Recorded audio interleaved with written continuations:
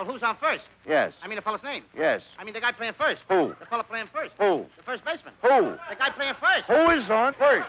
Sensation of this year's baseball season is one-armed Pete Gray of the St. Louis Browns. Despite his handicap, Pete asks and gives no favors, standing right up there with the best of them. Sure, you recognize the babe. He steps out of baseball's Hall of Fame long enough to take another cut at the old apple, just to please the bond buyers. So, what's the next line? Keep moving. You're a hell of a target.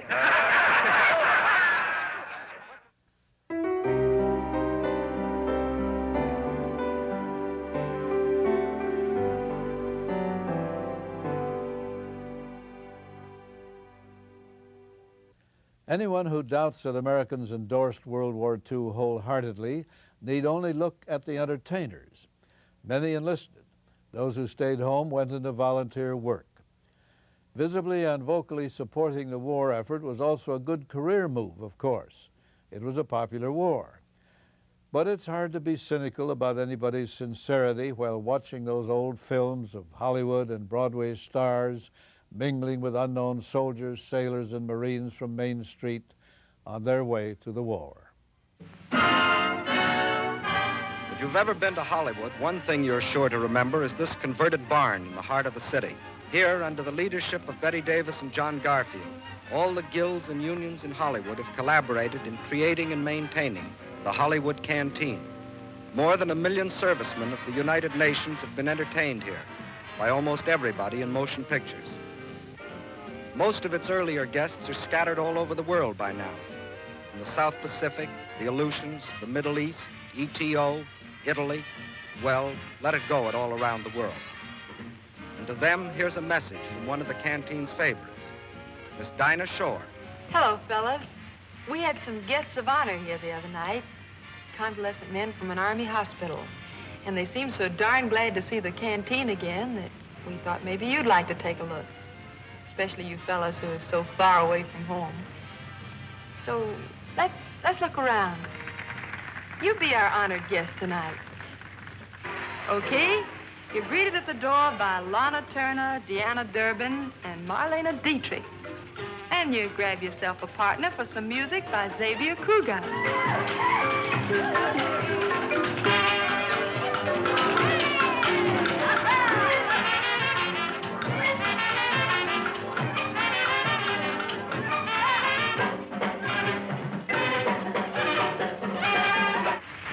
Probably you'll find Judge and Mrs. Hardy behind the snack bar. That's Louis Stone and Fay Holden, with Jenny Sims and Virginia Widener. On stage, a song from Eddie Cantor. Don't want to roll tonight. We're snug as can be. Being alone is just sublime. You know, her coffee could be sweeter, but I'm not in the dumps. Cause every time she hugs me, it's like 2 extra lumps. We're staying home tonight, my baby. While Hedy Lamarr hands out autographs. Or some Roughhouse with Red Skelton. No upsetting the nerves, no bad taste. It's a nice, smooth drink. Pour a little in your glass and drink it right down. But be sure and ask for Guzzler's gin. A nice, smooth drink.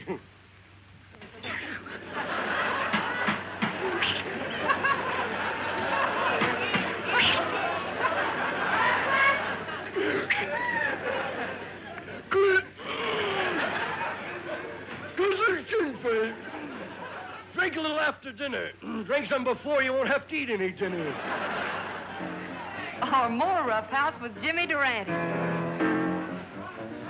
What a racket he's got with that stick. That's a politician's job. I wonder what he'd do with the stick if the band didn't show up.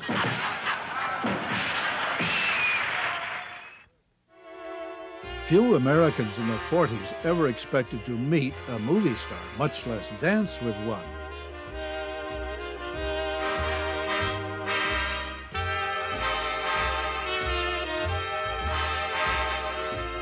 In those days, before television made celebrity rather commonplace, Hollywood stars were really something special.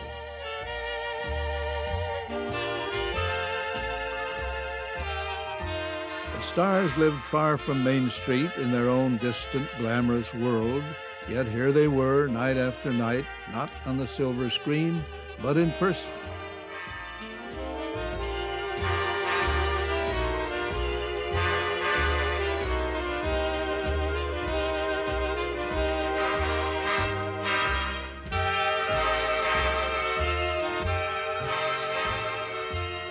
Hollywood Canteen was in its own way remarkable. The young men that the unreachable movie stars volunteered to entertain were just ordinary enlisted men from the farms, the small towns, and the urban working class of America.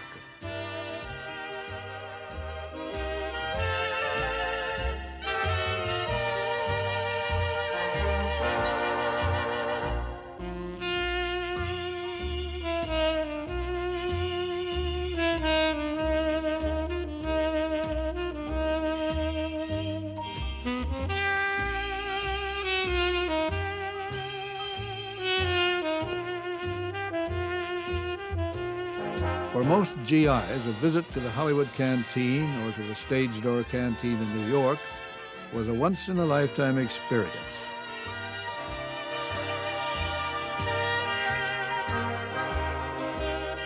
Most took it in stride. Few young romantics were overwhelmed. I left my heart at the Stage Door Canteen. I left it there with a girl named Eileen. Stole his heart away. I kept her serving donuts till all she had were gone. I sat there dunking donuts till she caught on. I must go back to the army routine. And every dull boy knows what that will mean. A soldier boy without a heart has two strikes on him from the start. And my heart's at the Stage Door Canteen.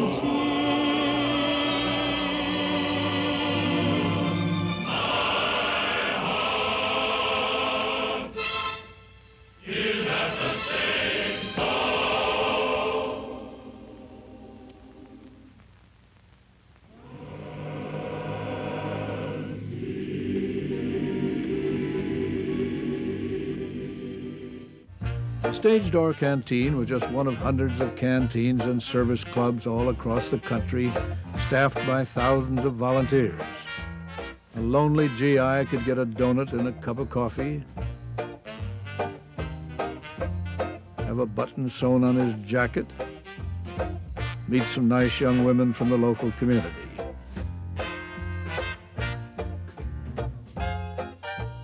There was entertainment provided by volunteer performers. Some were famous, some were not.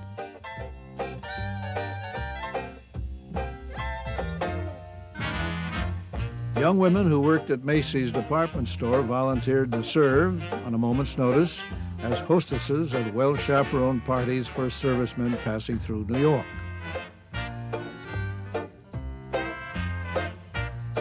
It was one more indication of how most Americans felt about the young men who were fighting the war.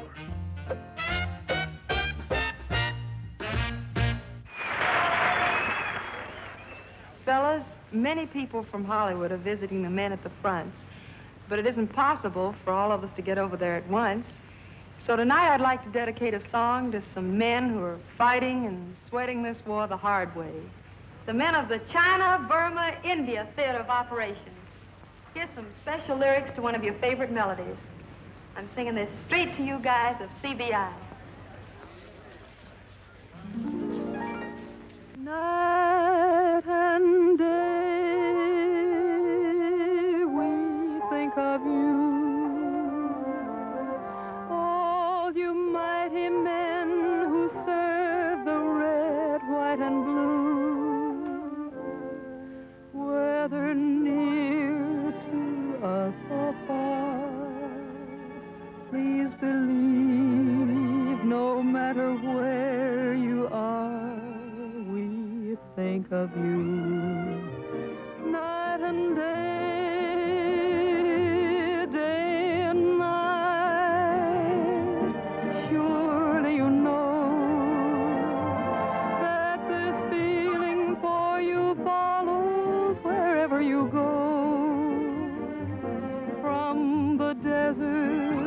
shining sands to the frozen cold of northern lands. We think of you night and day, night and day. We say a prayer for you, and we're praying that heaven above will watch you and care for you. And when this affair is through, may we not forget the debt that we owe to you day and night, night and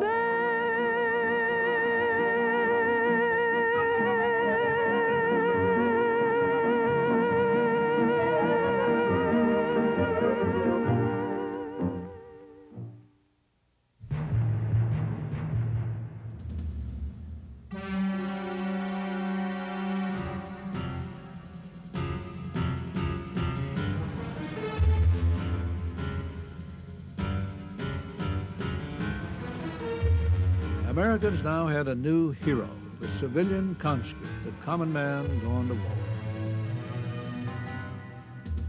It was hard for American civilians to understand what the men in service were actually going through in the war zones. Combat was only part of their lives. Mostly, it was a life of unending grime and toil and physical discomfort. All that and a terrible yearning for home, for life as it used to be. A decent meal, a warm place to sleep, a dry pair of socks. That's what they thought about.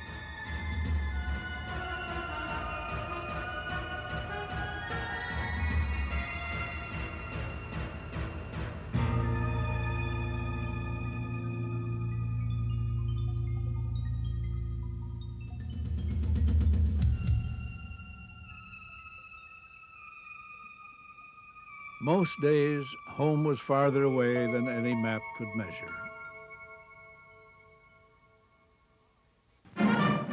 Army meets Notre Dame. At New York's Yankee Stadium, the U.S. Military Academy's Corps of Cadets marches in. These 2,400 American boys are typical of the 13 million who left their homes, their schools, their jobs to go into World War II. They are typical of the many who gave their lives to achieve victory for us. The debt we owe these young men of America is one we can never repay. But it is our obligation to hold on to the victory they won. They made their permanent investment. We can make ours. Buy victory bonds today and keep on buying. The 75,000 fans see the great undefeated Army team kick off for another battle in their 32-year-old rivalry with undefeated Notre Dame. The Irish return the ball to their own 25-yard line. Angsman carries for Notre Dame, and it's a fumble. Jeremiah of the Cadets recovers the pigskin.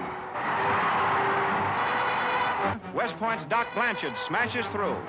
Army's team, one of the mightiest in football history, can't be stopped. Tucker passes to Glenn Davis.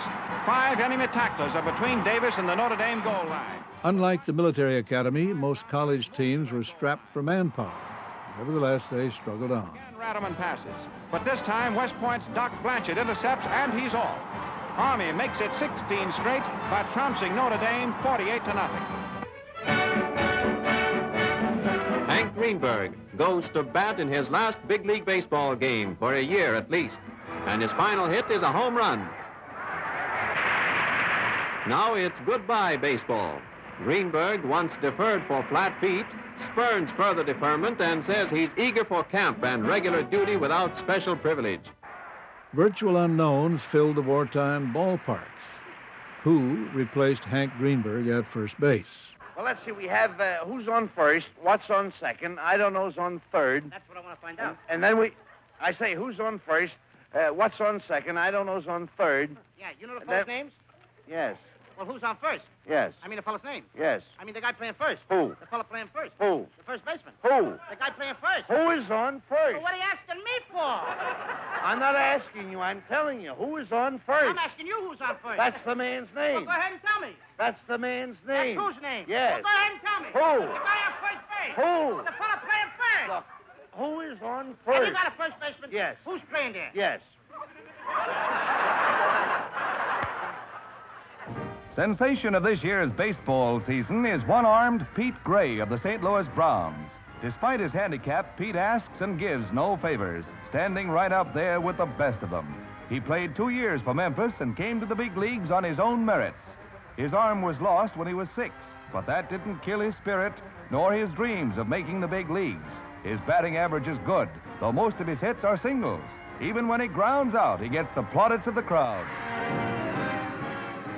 The government said Major League Baseball was good for morale, so Pete Gray had his year in the sun with the St. Louis Browns. In left field, he really shines, and base runners are wary of the speed with which he discards his glove and throws to bases. His pluck and determination is an inspiration to all. All I know is I throw the ball to first base. Now, whoever it is drops the ball, so Valentine runs to second. Yes. Now, I pick up the ball. Now, I throw it to who? Whoever it is drops the ball. He throws it to Watts. Watts throws it, I don't know. Throws it back to tomorrow. A triple play. That's right. Another guy gets up, and it's a long fly ball to be caught. Why? I don't know. He's on third, and I don't give a damn. I don't give a damn. Oh, that's our shortstop. The national pastime gets on the bandwagon. A glittering diamond festival is put on by the major leagues. Servicemen just returned from battle are among those present. $800 million is the contribution of baseball fans to the bond drive. Recognize any of baseball's old-timers? Sure, you recognize the Babe. He steps out of baseball's Hall of Fame long enough to take another cut at the old apple, just to please the bond buyers. Baseball doing its share to hasten the day when we're all able to enjoy the thrills of the game. By allotment plan, by individual or combined efforts, the entire HOMEFRONT team is running up the score in the bond-buying league. Not all of America's wartime wages went into war bonds. In spite of gas rationing and a ban on pleasure driving, Americans got out to the tracks and wagered $1.2 billion in 1944 alone. Big stars told Americans that war bonds offered better odds. In Hollywood, California, a golfing extravaganza with war bond sales as the objective. Bing Crosby leads off. Looking on is the voice, Frank Sinatra. Frank said he couldn't even caddy for Bing and for that colossus of the fairways, Bob Hope.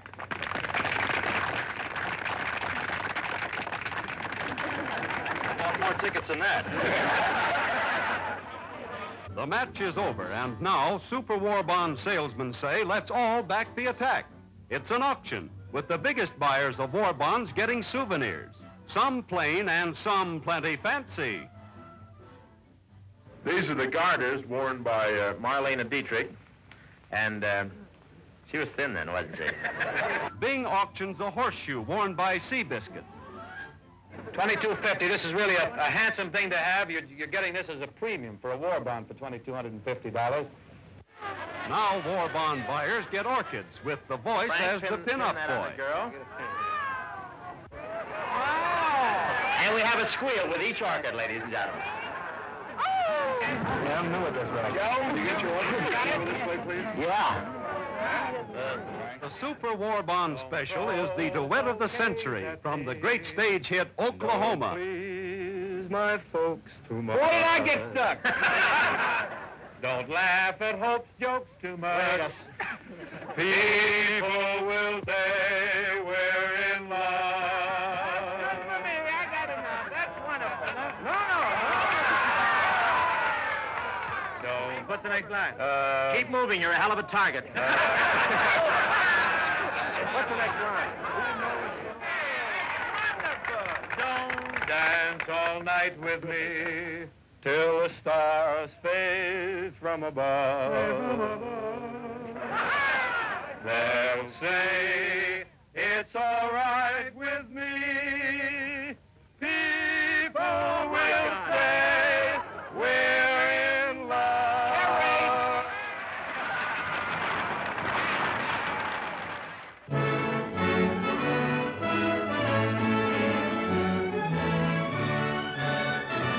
the beautiful actress Carole Lombard, who met death in an air crash while touring the country selling war bonds, is honored by her countrymen. A giant new Liberty ship, the SS Carole Lombard, is named in honor of the star whose motion pictures were known around the world.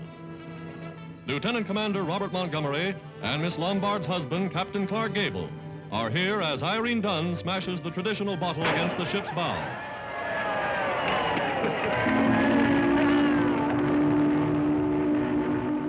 With this great merchant ship, the American people pay tribute to an ardent patriot.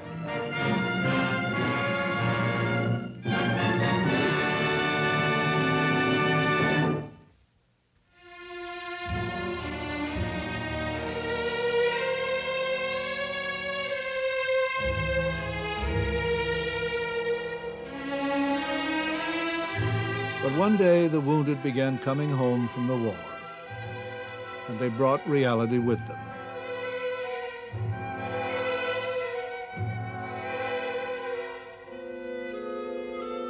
They came back to their hometowns one by one, these young men who had been too badly hurt to ever fight again. Until the wounded young men returned, most Americans had only caught glimpses of the real war in the newsreels and the picture magazines. They had read about it in the newspapers and had heard about it on the radio and had seen it dramatized in the movies. But the wounded men were real.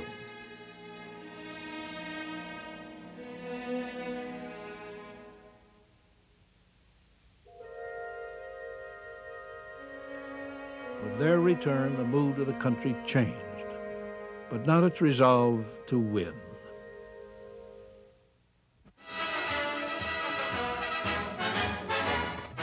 This is no time to say you've done enough. This is the time to really do your stuff. And even if you can't be a soldier in the ranks, you can be the guy to help supply the guns and planes and tanks. This is the time for you to do your best. This is no time for you to take a rest. The enemy is reeling and his morale is low. So now's the time to fall in line and deal the final blow. Buy, buy, buy, buy a bond. Buy a bond. And by, the bonds you buy will bring you victory.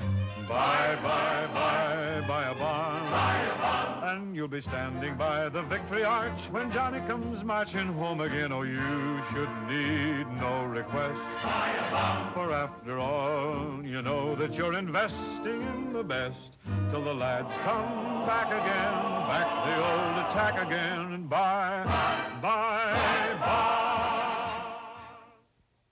No doubt there was some self-interest involved in selling war bonds and entertaining the troops. Publicity is part of show business after all. But many American celebrities did devote time and energy to the war effort, often in uncomfortable, unpublicized, and even dangerous situations. They shared the belief of nearly all Americans that the war was just and necessary.